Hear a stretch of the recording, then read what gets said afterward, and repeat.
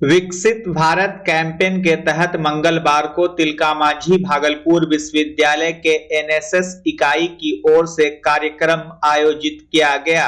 वहीं भागलपुर घंटाघर चौक से विश्वविद्यालय के प्रशासनिक भवन तक राष्ट्रीय सेवा योजना के समन्वयक डॉक्टर राहुल कुमार के नेतृत्व में विकसित भारत अभियान @2047 voice of youth outreach campaign के तहत जागरूकता रैली निकाली गई। इस अवसर पर टीएमयू के कुलपति प्रोफेसर जवाहर लाल और प्रति कुलपति प्रोफेसर रमेश कुमार ने संयुक्त रूप से हरी झंडी दिखाकर रैली को रवाना किया।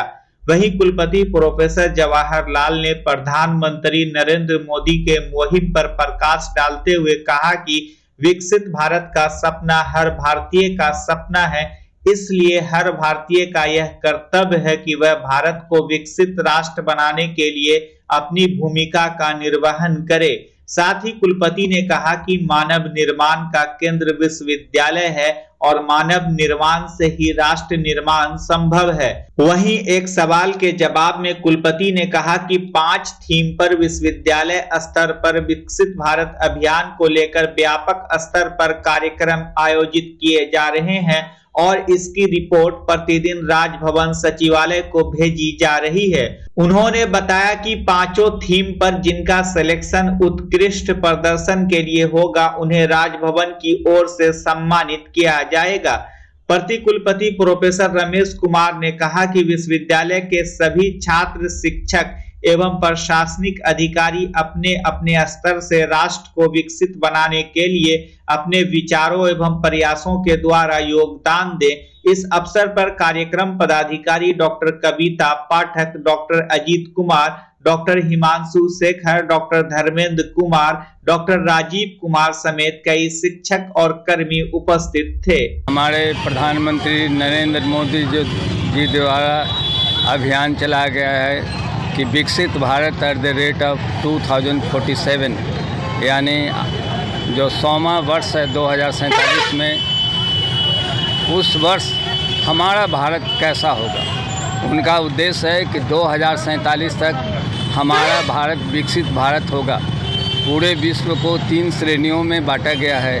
कुछ ऐसे देश हैं जो अर्ध विकसित हैं, कुछ ऐसे देश हैं जो विकासशील हैं और कुछ ऐसे देश हैं जो विकसित हैं। तो हमारा देश अभी विकासशील की श्रेणी में है। 100वां वर्ष 2047 में होगा। तो 2047 का भारत कैसा होगा, इसके लिए उन्होंने टारगेट फिक्स किया है कि 2047 का भारत विकसित भारत होगा। यह भारत के पहले प्रधानमंत्री हैं जिन्होंने टारगेट फिक्स कर दिया कि 2047 तक किसी भी हालत में भारत को विकसित करना है। उसके लिए सबसे बड़ी बात है ये यूनिवर्सिटी में या कॉलेजों को क्यों दिया गया है काम, इसलिए दिया गया कि सबसे पहले कोई भी देश तभी विकसित होता है जब शिक्षा के क्षेत्र में विकसित होगा। और शिक्षा के क्षेत्र में विकसित करने के लिए जिम्मेवारी किस पर है? विश्वविद्यालय की है, कॉलेज की है, स्कूल की है। इसलिए यह योजना जो है खासकर विश्वविद्यालयों को दी गई है। हम लोग प्रतिदिन कोई न कोई कार्यक्रम कर रहे हैं और शिक्षा के क्षेत्र में, चिकित्सा के क्षेत्र में, कृषि के क्षेत्र में, उद्योग के क्षेत्र में, सर्विस सेक्टर के क्षेत्र में, टेक्नोलॉजी के क्षेत्र में, हर क्षेत्र में जिस दिन भारत अभी विकासशील है वो तेज़ी से काम करेगा तो 2047 तक भारत जो है वो विकसित राष्ट्र कहलाएगा। जिस तरह से अमेरिका, इंग्लैंड, जर्मनी, जापान का नाम आता है, हमारा देश भी विकसित भारत होगा और इसके लिए टारगेट दिया गया है। आप ये जानते हैं कि विकसित विकासशील की परिभाषा है, तो विकसित राष्ट्र के लिए यहाँ पर जो है कहा गया कि जिस दिन 2047 तक किसी भी हालत में अभी जो 5 ट्रिलियन इकोनॉमी का भारत है वह 30 ट्रिलियन इकोनॉमी का भारत होगा और पर कैपिटा इनकम जो है वो करीब 18 to 20,000 अमेरिकन डॉलर्स की होगी। उस दिन हम लोग विकसित भारत के नागरिक कहलाएंगे और हमारा देश विकसित होगा।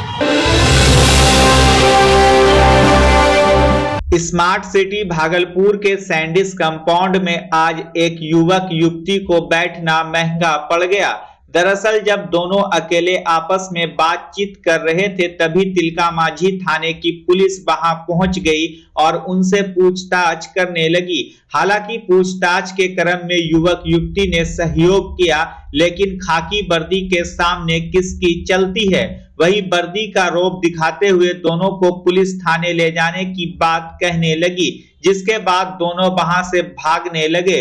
लेकिन पार्क के भीतर मौजूद एक महिला सिपाही ने उसे खदेड़कर पकड़ लिया और पिटाई शुरू कर दी। वही लड़की बार बार पूछती रही कि आखिर उनका कसूर क्या है, लेकिन महिला सिपाही ने उनकी एक नहीं सुनी और युवती के गाल पर तमाचे जड़ती रही। हालांकि बाद में जब लोगों की भीड़ इकट्ठा हुई तो पुलिस कर्मियों ने युवक युवतियों को पूछताछ कर वापस जाने दिया, जबकि मीडिया कर्मियों द्वारा लड़का लड़की की पिटाई का कारण पूछे जाने पर दरोगा जियाउल हक ने बताया कि उन्हें मामला संदिग्ध लगा था, जिस कारण उन्होंने लड़के लड़की से पूछताछ की। बताया गया कि दोनों बालिग थे, इसलिए उन्हें छोड़ दिया गया, जबकि पिटाई के सवाल पर पुलिस कुछ भी बोलने से बचती रही। भागलपुर में विगत एक सप्ताह के भीतर 9 घरों में हुई चोरी की घटनाओं ने पुलिस की नींद उड़ा दी है। वहीं इन घटनाओं को गंभीरता से लेते हुए भागलपुर पुलिस की ओर से विशेष कार्य योजना पर काम किया जा रहा है। भागलपुर एसएसपी के निर्देश पर सिटी डीएसपी द्वारा पूरी योजना तैयार कर ली गई है। बता दें कि अब रात के अंधेरे में बेवजह घूमते पकड़े गए तो थाना और पुलिस का चक्कर लगाना पड़ सकता है। एसएसपी आनंद कुमार ने बताया कि ठंड के दिनों में चोरी और अन्य घटनाओं पर विराम लगाने के लिए जिले के सभी पुलिस अधिकारी और थाना को विशेष निर्देश दिया गया है। देखिए, जो चोरी 2-3 दिन पूर्व चोरी की घटना प्रकाश में आई, एक ही मोहल्ले में कुछ घरों में चोरी हुई, उसमें कुछ मोबाइल और कुछ पैसे चुराए गए थे। उस घटना के उद्भेदन और अभियुक्तों की पहचान के लिए एक एसआईटी बनी है सिटी डीएसपी के नेतृत्व में, और इसके साथ ही साथ जो गश्ती की व्यवस्था है उसको और भी सुदृढ़ किया गया है। उसमें जो थाने की गश्ती है, उसके साथ जो भी मार्केट कॉम्प्लेक्स है या बाज़ार है, उसमें जो चौकीदार प्रतिनियुक्त हैं, जो लोकल व्यवसायी के द्वारा उनको लगाया जाता है काम पे, उसके साथ गश्ती जो हमारी गाड़ियाँ हैं उसकी टैगिंग की गई है। साथ ही साथ पैदल गश्ती और मोटरसाइकिल गश्ती की एक विशेष टीम कल से पूरे शहर में गश्त कर रही है, और पूरे शहर को विभिन्न सेक्टरों में बांट के पैदल गश्त भी कराया जा रहा है, जिससे कि हम लोग जो भी प्रिवेंटिव एक्शन है वो भी ले रहे हैं, और जो चोरी की घटनाएं हुई हैं उसमें जो भी लोग कारित करने वाले हैं उनकी पहचान और गिरफ्तारी के लिए भी टीम लगातार काम कर रही है। तो कैसे ठंड बढ़ने के साथ ये सक्रिय हो जाते हैं रात के वक्त? देखिए, जब ठंड बढ़ती है, कुहासा बढ़ता है तो विजिबिलिटी कम होती है, जिसका फ़ायदा इन असामाजिक तत्वों के द्वारा उठाया जाता है। इसीलिए पुलिस के द्वारा ये कार्रवाइयाँ की जाती हैं। आरएसएस प्रमुख मोहन भागवत का आगामी 21 दिसंबर को भागलपुर आगमन होने वाला है और वह 22 दिसंबर को महर्षि में ही आश्रम कुप्पा घाट जाएंगे, जहां वो आचार्य श्री हरिनंदन बाबा का हाल चाल जानेंगे। वहीं उनसे मुलाकात के बाद साधु संतों के साथ 6 घंटे बिताएंगे। बता दें कि साल भर के अंदर मोहन भागवत का यह दूसरा भागलपुर दौरा है। इससे पहले वो 10 फरवरी को कुप्पा घाट पहुंचे थे। एसएसपी आनंद कुमार ने बताया कि मोहन भागवत की सुरक्षा को लेकर प्रशासन अलर्ट है। देखिए, वो जेड प्लस प्रोटेक्टी हैं और उनका जो आगमन 21-22 तारीख को उनका प्रोग्राम है भागलपुर में, उसके परिप्रेक्ष्य में भी हम लोग अपनी तैयारी कर रहे हैं। जो भी उनकी सुरक्षा के मानक हैं उनका पूर्ण रूप से अनुपालन किया जाएगा। जो भी रूट्स हैं जिसको वो फॉलो करेंगे उसका प्रॉपर मॉनिटरिंग हो रही है। रूट लाइनिंग के लिए पूरी रूट का वेरिफिकेशन किया जा रहा है और कितने बलों की आवश्यकता होगी उसके बारे में पूरी कार्य योजना तैयार की जा रही है। हाँ, वो सब एएसएल होगा, जिसमें कि पटना से भी ऑफिसर्स आएंगे और सारे जो रूट्स हैं, कार्यक्रम स्थल हैं, उनका सिक्योरिटी ऑडिट किया जाएगा। उसमें जो भी पदाधिकारी बल लगाना होगा वो भागलपुर पुलिस की तरफ से लगाएगा। भागलपुर के नगर निगम अंतर्गत राजकीय मध्य विद्यालय भीकनपुर में मंगलवार को एक बड़ा हादसा होते होते बच गया। प्राप्त जानकारी के अनुसार स्कूल में क्लास चल रही थी। इसी दौरान अचानक छज्जा धाराशाही हो गया। गनीमत रही कि घटना में कोई हताहत नहीं हुआ। सेंटरिंग का काम कर रहे मजदूर ने बताया कि सेंटरिंग हटाने के दौरान छज्जा गिर गया। उन्होंने कहा कि 18 दिन पूर्व ही इसका निर्माण हुआ था। वहीं प्रभारी प्रधानाध्यापिका निभा ने बताया कि खुद के पैसे से शौचालय का निर्माण कराया जा रहा था, लेकिन मिस्त्री समय से पहले सेंटरिंग हटाने लगे। इसके बाद वह टूटकर ढह गया, जबकि छज्जा गिरने के बाद बच्चों में अफरा तफरी मच गई। क्लासरूम से सभी बच्चे बाहर निकल गए। गनीमत रही कि घटना के दौरान कमरे में बच्चे मौजूद थे। अगर शौचालय के आसपास कोई बच्चा होता तो बड़ा हादसा हो सकता था। इधर जिला शिक्षा पदाधिकारी संजय कुमार ने बताया कि घटना कैसे हुई है, इसकी जांच कराई जाएगी। 4 फुट छज्जा था, वजन के कारण गिर गया, नीचे सपोर्ट नहीं था, उठ गया। सपोर्ट देते बाद में देता है, लेकिन गिरा कैसे? गिरा सेंटरिंग पलाई तभी बांस गिरा, गिर गया। और क्या खोल लिए तो बन गिर लिया, तो इसने देख ही रहे जो ऐसे ढल गया हाँ, हम ही कर लग से किया। हाँ, 18 दिन 18 दिन काफी है। अब हमको क्या पता। बच्चा जब जन्म लेता है तो कई बार बच्चा तुरंत नहीं रोता है, रोने में देर हो जाता है। ऐसे में बच्चा क्षतिग्रस्त हो जाता है और उसके बचने की संभावना कम हो जाती है। और यदि बचा तो भविष्य में उसमें विकलांगता की समस्या आती है, जिसे सीपी कहते हैं, जिसका कोई माकूल इलाज नहीं है और ज़िंदगी भर बच्चा विकलांगता से जूझ सकता है। ऐसे में पूरे संसार में कूलिंग थेरेपी का सहारा लिया जाता है। जन्म से ठीक 6 घंटा के अंदर यदि उसको कूलिंग थेरेपी दिया जाए तो उससे उसका सीपी की समस्या कम होती है और बचने की भी संभावना बढ़ती है। पहली बार बिहार झारखंड में आपके शहर के स्नेह नवजात शिशु बाल सेवा केंद्र में यह मशीन उपलब्ध है। कभी भी ऐसी बात हो कि बच्चा रोने में विलम्ब हो गया तो आप स्नेह नवजात शिशु बाल सेवा केंद्र में जरूर संपर्क करें।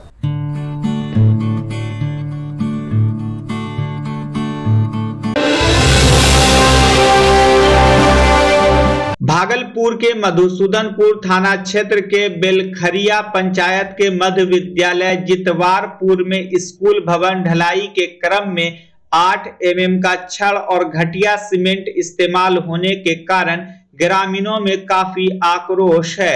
वही ग्रामीणों ने भवन निर्माण को पूर्ण होने से पहले ही रोक दिया। उनका कहना था कि यह लोग तो भवन बना के चले जाएंगे, लेकिन इस विद्यालय में हम लोगों के बच्चे ही पढ़ने आएंगे। वहीं भवन निर्माण करा रहे इंजीनियर ने कहा कि एस्टीमेट के अनुसार काम कराया जा रहा है, जबकि इस मामले में स्कूल के प्रधानाचार्य कुछ भी बोलने से बचते दिखे। ग्रामीणों का साफ तौर पर कहना था कि अगर स्कूल का छत गिर जाएगा तो इसका जिम्मेदार कौन होगा। समस्या है कि देखिए यहाँ पे छड़ जो स्कूल ढलाई हो रहा है, जितवारपुर स्कूल है, तो यहाँ छड़ 8 mm से ढलाई किया जा रहा है।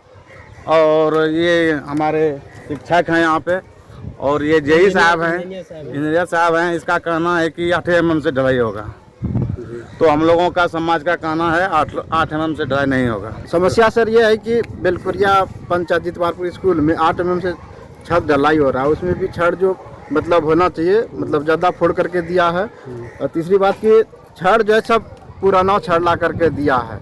8 mm का छड़ से ढलैया करेगा सर तो कभी भी जाए छत गिर सकता है और हमारे समाज का बाल बच्चा कभी भी इसमें डेथ कर सकता है। महर्षि संत सेवी परमहंस की 104वीं जयंती के अवसर पर विशाल शोभा यात्रा भागलपुर के कुप्पा घाट महर्षि मेही आश्रम से निकाली गई। शोभा यात्रा में दूर दराज के भक्त हजारों की संख्या में शामिल हुए। वहीं शोभा यात्रा की अगुवाई स्वामी पंकज बाबा ने की। 104वीं पावन जयंती शुभ संध्या पर आज शोभा यात्रा निकाला गया है और कुप्पा घाट से होते हुए तिलकामांझी कचहरी और भागलपुर बाजार होते हुए फिर वापस हम लोग जाएंगे। और कल महर्षि संत सेवी महाराज की 104वीं पावन जयंती समारोह मनाया जाएगा और आज उसके पूर्व संध्या पर शोभा यात्रा निकाली गई है।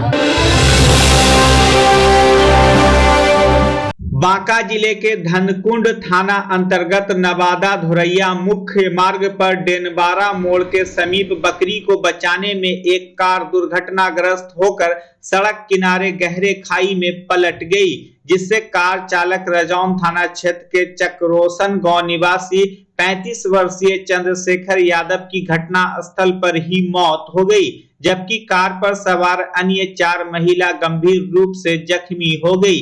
जख्मियों को धुरैया अस्पताल में प्राथमिक उपचार के उपरांत बेहतर इलाज के लिए मायागंज भागलपुर रेफर कर दिया गया। प्राप्त जानकारी के अनुसार सभी झारखंड के योगिनी स्थान पूजा करने के लिए आ रहे थे। घटना की सूचना मिलते ही मृतक के परिजन अस्पताल पहुंचे। बताया कि मृतक को एक पुत्र और 3 पुत्री है। मृतक खेती बाड़ी कर अपना जीवन यापन करता था। वहीं थाना अध्यक्ष मंटू कुमार ने बताया कि मृतक के शव को कब्जे में लेकर पोस्टमार्टम के लिए बांका भेज दिया गया है। बाकी 4 गंभीर रूप से जख्मी लोगों का इलाज अस्पताल में चल रहा है। पुलिस मामले में आगे की कानूनी कार्रवाई कर रही है।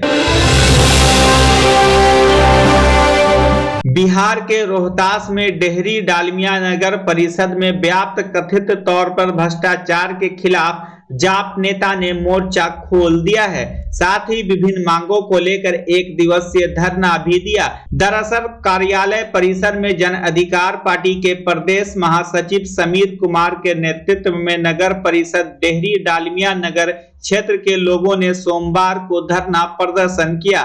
धरना पर बैठे लोगों ने पुराने दर पर होल्डिंग टैक्स लागू करने एवं फुटपाथी दुकानों के लिए वेंडर जोन निर्माण की मांग की। इस दौरान नगर परिषद के खिलाफ जमकर नारेबाजी भी की गई। उसमें 2 मांगें जो महत्वपूर्ण रूप से कही गई थी। जो पहली मांग है वो है होल्डिंग टैक्स को पुराने दर पर वापस लागू करने के लिए, और दूसरा जो फुटपाथी विक्रेता संघ जो लगातार सड़कों पर सब्जी बेचने को, फल बेचने को मजबूर है, उनके लिए वेंडर जोन की मांग को लेकर हम सभी यहाँ पर अभी बैठे हुए हैं और वही वादे पूरे कराने के लिए आग्रह कर रहे हैं जिन वादों को इन लोगों ने कहा था कि हम पूरे करेंगे। 1 साल में किन्हीं वादों को धरातल पूरा करते हुए नहीं देखा जा रहा है। जब इन वादों को हमने मांगने का प्रयास शुरू किया तो नगर प्रतिनिधि के द्वारा, चेयरमैन प्रतिनिधि के द्वारा बहसिया अंदाज में हमें यह कहा गया कि आप इसके लिए नेतागिरी करेंगे। तो नेतागिरी करने से जब कुछ हक और हकूक की बात जब पूरी नहीं होती है तो नेताओं को ही आगे आना पड़ता है, और नेता ही अपनी नेतागिरी करके और मजबूती से जनता की लड़ाई को लड़के जनता को उस हक को दिलाता है। तो लगातार इन सभी मांगों के साथ हम सभी धरने पर बैठे हुए हैं।